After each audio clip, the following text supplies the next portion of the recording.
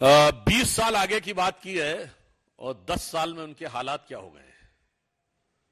10 साल पहले मैं राजनीति में नहीं आऊंगा, सारी संसद चोर है, कांग्रेस से बच्चों कसम खाता हूं समर्थन नहीं लूंगा, गाड़ी नहीं लूंगा, बंगला नहीं लूंगा, सिक्योरिटी नहीं लूंगा, वगैरह वगैरह वगैरह। अरे 10 साल में आप इतने बदल गए, 20 साल बाद आप कि आपका अस्तित्व भी होगा या नहीं, अगर होगा तो किस रंग रूप में होगा, किस साज सज्जा में होगा, उसकी तो कोई गारंटी नहीं। तो क्या आप आगे की बात करते हैं साहब। इसलिए मगर मैं एक बात कहना चाहूंगा, उन्होंने जो बात कही है उसमें गंभीर संदेश है देश की जनता के लिए कि आजकल ये नई एक्सपेरिमेंटल पॉलिटिक्स का दौर चला गया। 10 साल में इन्होंने दिखा दिया कि जिसको आप नई राजनीति का प्रयोग कहते हैं वो कितना घातक हो सकता है और कितना विद्रूप हो सकता है। How detrimental it can be and how distorted it can be. इसलिए भारत जिस मुकाम पे आके आज खड़ा है तो किसी नई राजनीति को प्रयोग करने का वक्त नहीं है। जांचे परखे खरे नरेंद्र मोदी जी के नेतृत्व में एक मजबूत सुदृढ़ राष्ट्रवादी सरकार को लाने का वक्त है। Just a minute. Yes, ma'am. Arvind Kejriwal ये भी कह रहे हैं कि 220 से 230 सीटें मिल जाएंगी बीजेपी की पूरे देश में। सर आरोप लगा रहे हैं कि योगी जी को निकाल देंगे, सरकार बनने के बाद अमित शाह जी को प्रधानमंत्री बनाएंगे, ऐसी बात। मैंने आपसे कहा कि कम से कम उन्होंने जब ये कहा कि मोदी जी अमित शाह जी को प्रधानमंत्री बनाएंगे तो इसका मतलब प्रधानमंत्री बनेंगे, तो ये तो एक्सेप्ट कर लिया। और फला को निकाल देंगे, ढिमा को निकाल देंगे। मैंने तो कहा भाई आप प्रशांत भूषण, शांति भूषण, योगेंद्र यादव, किरण बेदी, एडमिरल रामदास, कुमार विश्वास, साजिया इल्मी, अश्विनी उपाध्याय, आशीष खेतान, कितनी कितनी बनाई जाए, इनको निकालते निकालते निकालते निकालते खुद निकल के जेल तक चले गए, अभी जेल से निकल के आए हैं। जो ये बोल रहे हैं तो इनकी बातों की क्या विश्वसनीयता है ये भली भांति समझी जा सकती। और रही बात सीटों की, तो आप ये समझ लीजिए अगर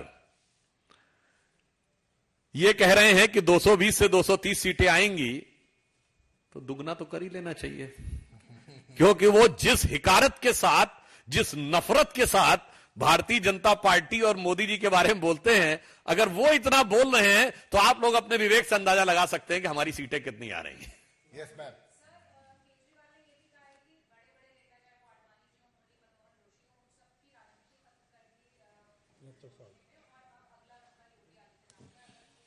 Same question.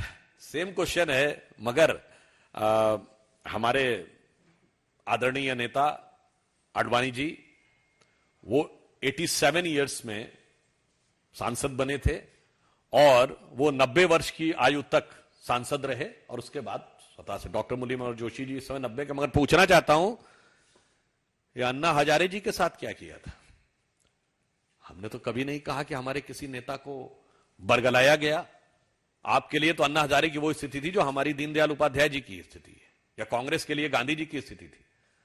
अन्ना हजारे जी ने तो चिट्ठी लिख के कहा शराब घोटाले के बाद कि मुझे बिल्कुल उम्मीद नहीं थी कि ये ऐसा निकलेगा, ऐसा शब्द उन्होंने बोला था, मैं नहीं कह रहा हूं। तो भाई आप खुद देख लीजिए कि एडमिरल रामदास से लेके और अन्ना हजारे तक आपने क्या किया और हमने तो भारत रत्न दिया। Just a minute.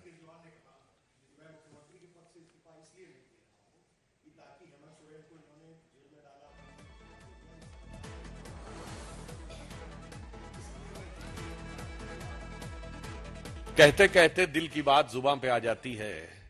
इसका मतलब उनको अपनी पार्टी के किसी भी कार्यकर्ता पर रत्ती भर भी भरोसा नहीं है। अगर वो ये कह रहे हैं कि वो इस्तीफा देते तो पार्टी खत्म हो जाती है।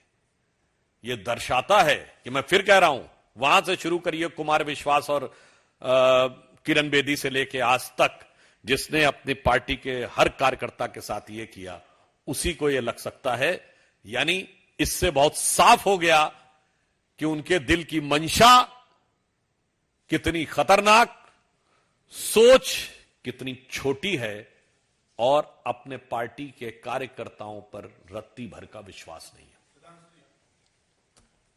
सर तेजस्वी यादव ने कहा है कि जब तक प्रधानमंत्री नरेंद्र मोदी को हटा नहीं देंगे तब तक वो ब्रेड रेस्ट नहीं लेंगे। वहीं खड़गे ने पीसी की है पटना में और ये कहा है कि प्रधानमंत्री मुस्लिम को पार्टनर चाहते हैं और वो ये देखिए, जो तेजस्वी यादव जी ने कहा है वो फिलहाल हटाने का संकल्प करते करते खुद ही सरकार से हट गए।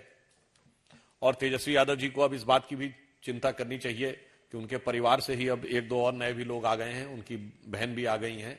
तो अब उनके लिए बिहार छोड़ दें, मोदी जी छोड़ दें, पहले अपने परिवार में टफ कंपटीशन होने वाला है, उसके बारे में विचार कर लें।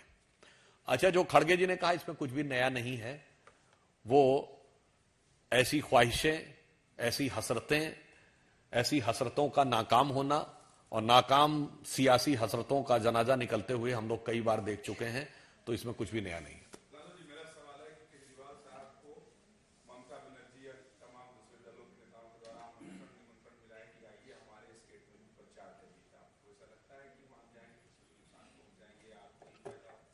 नहीं, ये उनका विशेषाधिकार है। और यदि ममता बनर्जी जी को लगता है कि आम आदमी पार्टी का भी उनकी पार्टी में कोई वोट है, तो ये दर्शाता है उनको बुलाना कि ममता बनर्जी जी ने हार स्वीकार कर ली है।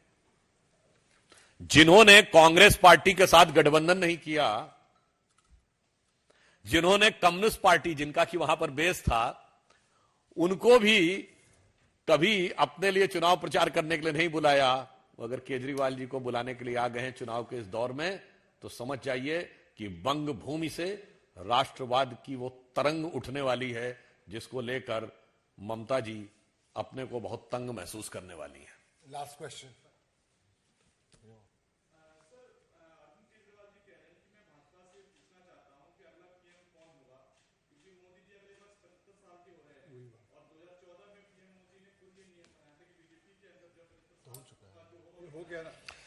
ये कई बार हो चुका है।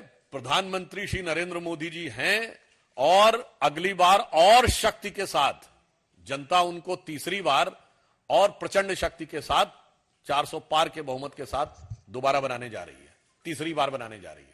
Last, okay.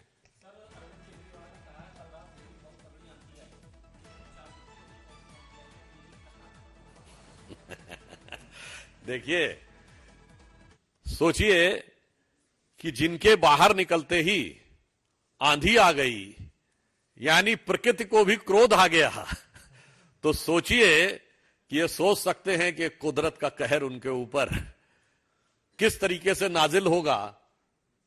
ये देखने वाली बात होगी। और मैं कह रहा हूं उससे पहले की बात, दिल्ली की जनता और देश की जनता, उसके मन में एक आक्रोश है और यह एक आक्रोश की आंधी है कि पहले तो उन्होंने नई राजनीति का जो स्वरूप दिया था उसको कितना विद्रूप कर दिया, कितना डिस्टॉर्ट कर दिया। उसके बाद उन्होंने भ्रष्टाचार करके जेल में जाकर पद नहीं छोड़ा। उसके बाद प्रधानमंत्री जी के बारे में तमाम अपशब्दों का प्रयोग किया। चलिए कोई बात नहीं, और बाहर निकल के आपने सर्वोच्च न्यायालय की बात का माखौल उड़ा दिया। मुझे लगता है उन लाइट बातों से ज्यादा बढ़कर यह गंभीर सवाल है और इसका गंभीर जवाब चुनावों में दिल्ली की जनता देगी।